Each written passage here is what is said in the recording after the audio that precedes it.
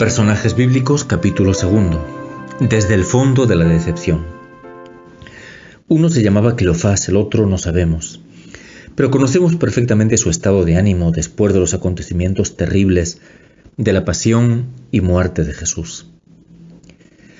Habían sido discípulos de Jesús, habían sido testigos de su predicación, de las palabras increíbles del Maestro de Nazaret, que hablaba con autoridad y no como los escribas.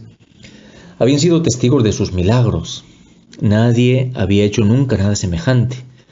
Una y otra vez habían experimentado el asombro ante este Jesús que fue un profeta poderoso en obras y palabras delante de Dios y de todo el pueblo. Todo ello les había hecho forjarse ilusiones. En una situación tan dura como la que atravesaba el pueblo de Israel bajo el yugo romano, seguramente había surgido por fin el liberador.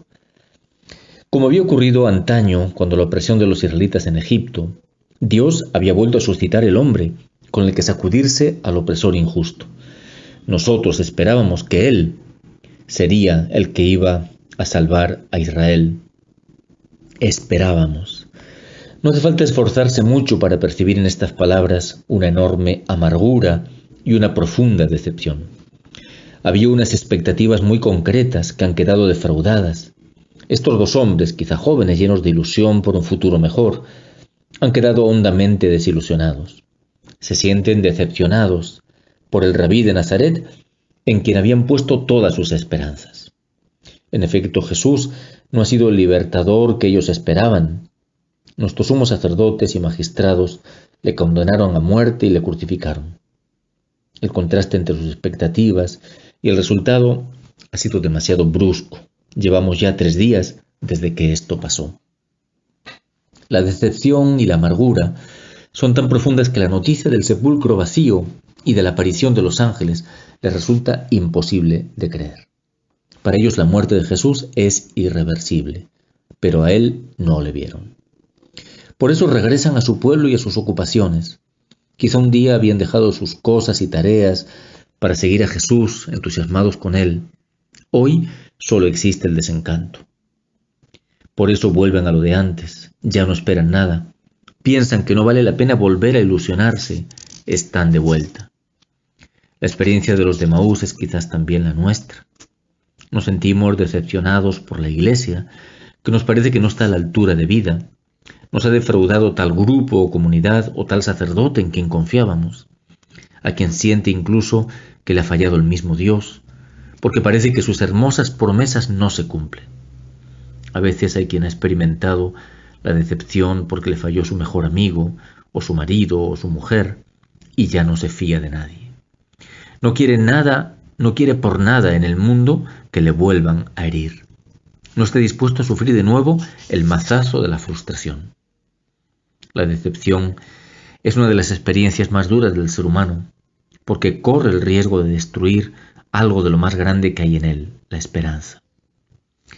Y es tanto más dolorosa cuanto más esperábamos, o cuanto más importante y sagrado es aquel en quien esperábamos, sobre todo si nos sentimos decepcionados por un sacerdote, o por la iglesia, o por Dios mismo.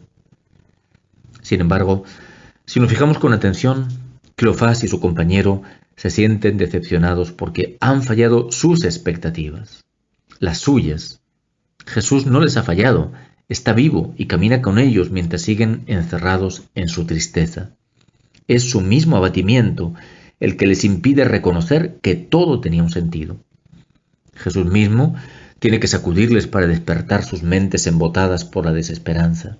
Oh, insensatos y tardos de corazón, para creer todo lo que dijeron los profetas. ¿No era necesario que el Mesías padeciera eso y entrara así en su gloria? Era necesario que Cristo padeciera. Lo que constituía el motivo de su decepción concuerda, sin embargo, con los planes del Padre. Más aún, es causa de gloria para Cristo y de salvación para ellos. Sus corazones, gélidos por la decepción, empiezan a calentarse. Dirán después, ¿no ardía nuestro corazón mientras nos hablaba por el camino?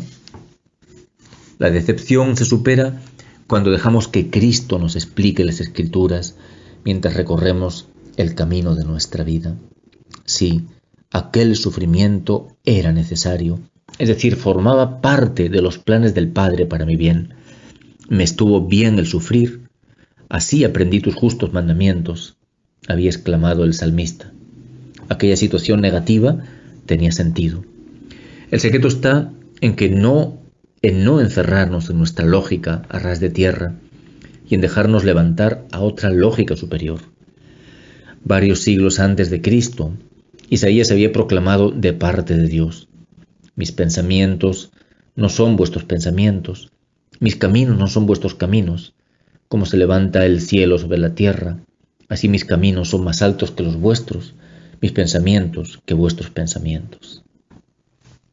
Lo que constituía el motivo de decepción para los de Emaús va a acabar constituyendo motivo de gloria y de salvación para ellos mismos. De hecho, Pablo exclamará: Dios me libre de gloriarme si no es en la cruz de nuestro Señor Jesucristo. Porque la cruz es fuerza de Dios y sabiduría de Dios. No, Dios nunca falla. Fallan nuestras expectativas, fracasan nuestros planes, quedan defraudadas nuestras ilusiones, pero Dios no falla. Ninguna de sus promesas deja de cumplirse. Por eso la esperanza no defrauda. Los que esperan en el Señor no quedan defraudados. De hecho, los de Emaús comprueban que Jesús, lejos de fallarles, ha colmado de manera insospechada sus expectativas. Pero eso sí, de otro modo, muy distinto al que ellos esperaban.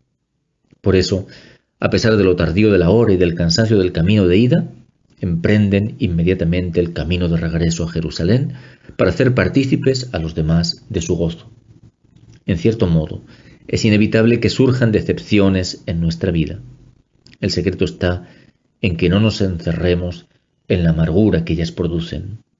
Si dejamos a Jesús resucitado caminar con nosotros, Él mismo nos explicará las Escrituras, hará arder nuestro corazón y sanará la herida de la decepción. Entenderemos que era necesario, que tenía sentido, que los planes del Padre no eran los nuestros. Entonces sentiremos que la esperanza brota de nuevo en nosotros y nos inunda la alegría. Y correremos a hacer partícipes de ella a los demás. Texto bíblico de referencia, Lucas 24, del 13 al 35.